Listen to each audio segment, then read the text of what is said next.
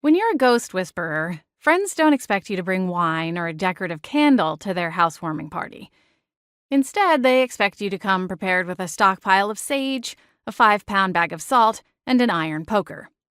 They will happily feed you appetizers in exchange for a thorough paranormal inspection and the subsequent exorcism of any wandering spirits. Hey, it beats being asked to lug boxes around on moving day. So, when my boyfriend, Lucas, invited me to come see his swanky new condo in downtown Seattle, I packed accordingly. He'd been moved in for a little over a week, but I hadn't yet been able to make a getaway to see it in person.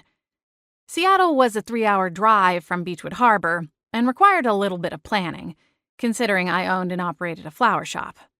I came bearing gifts, I announced, handing him the bag of salt when he opened the front door. Laughing, he took it from me. I thought you were kidding about this. I like to come prepared, I teased. Aren't you curious to see if you have any invisible roommates? He mulled it over as he opened the door and ushered me into the condo. The unit was in a swanky, high-end building with spectacular views of the city and waterfront. The corporate rental was only meant to be Lucas's temporary digs until he could find his own permanent residence in the city.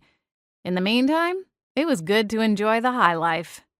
This view is ridiculous, I exclaimed, stopping in front of the wall of ceiling-to-floor windows. In keeping with the condo's minimalistic theme, there weren't any window treatments. Nothing but sparkling skyline, glittering under the hazy moon. I'm not missing the 2-star motels the studio used to put me up in, that's for sure, Lucas replied, crossing the room to stand beside me. He smiled at me and then looked out the window. I've been to Seattle several times, but it looks different somehow. Like home? I ventured. He looped an arm around my waist, drawing me closer. It's starting to feel that way, he said, giving me a meaningful look. Oh, speaking of, I come bearing gifts, I said, reaching into the canvas bag slung across my chest. I pulled a gallon-sized glass jug out and presented it to Lucas. A growler of that beer you like at McNally's. With a wiggle of his brow, he took the large bottle. Now it's a party. And my shoulder is celebrating, I teased. Between the bag of salt and the growler, I got a mini workout in. Thank goodness this place has an elevator, or you'd have had to rescue me from the stairwell. Lucas laughed as he carried the growler to the kitchen. You want some of this now? I shook my head, wandering around the large living room as he stepped out of sight.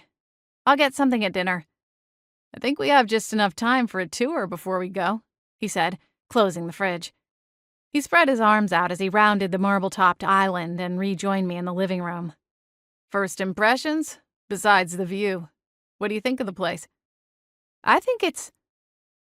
Before I could answer, a trio of voices somewhere over my left shoulder all burst in with their opinions, and I cringed.